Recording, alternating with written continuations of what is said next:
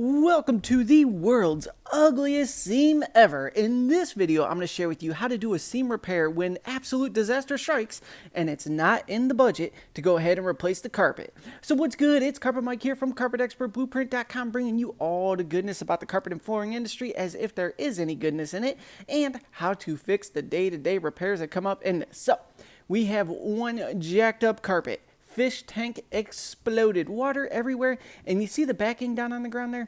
That means the carpet is delaminated. The carpet is coming off of the backing, yet there's not money in the budget to go ahead and replace the carpet down here, so we got to make sure it's not a tripping hazard for the client. So I pulled the carpet back off of the backing. Now we are removing the backing from the flooring there, and this is just a hot mess. Look at this goodness here.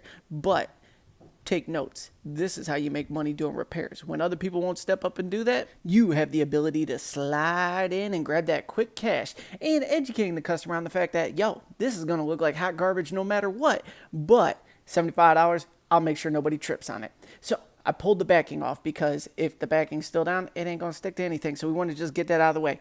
Next, we got some seam tape we're going to drop down to burn this seam back together. Now, the problem with this is the old seam is so chewed up and there's so many fibers missing and so gapped and just scary all around. We are literally just seaming back what we can to make sure nobody trips, falls, and breaks their neck on this stuff. So got that seam tape all lined up. Everything's good. We're ready to rock. I got that iron cooking. Everything's running smooth. We're going to fold that under at that end so it pops up onto the tack strip. Let the ugliness begin. So flop that down. Let me get my kicker ready because I got to kip 2 inches of gap carpet together. That's going to be mayhem. Tap, tap, tap. We're going to go ahead and lock up the one end. Look how warped that is down there. Kind of hard to see from this angle, but let's go ahead and put this mess together and get paid. So, got the seam iron ready. We're going to go ahead and flop that out. We're going to drop it on this tape here. Take it downtown, and we're going to go ahead and work our way forward, seeing if we can get this to hold so nobody will go ahead and bust their stuff. Now, if you were in the carpet and flooring industry, if you're a helper and you're looking to make some more money in it, the best way to come about jobs like these is connect with restoration type companies. Because when disaster strikes, they will go ahead and tear the whole house apart, but they don't know how to put it back together when it comes to the carpet installation aspect. So they'll come in, they'll pull the carpet up, they'll break the seams, they'll jack everything up, and they'll need someone to come back in to put new padding down, try and put the seams back together, blend everything back in, and that's where you could come in and offer this service, and it is very low competition. Not too many people step up to do this. There's loads of upside financially to it. And the lack of competition means you could just kind of write your own check in this space. Now this one here, I knew this dude, just a quick little seam, putting it back together. We're going to go ahead and throw some glue so nobody trips and falls, but a quick $75. That's it. But jobs like these can easily generate $200 to $500 on the repair side of it. You know, you got the reinstallation, you got the pad replacement. There's so much opportunity on this. Now all you would have to do is contact your local disaster restoration type companies. There's a ton of them out there. Like ServPro, I think, is one. Belvoir's one.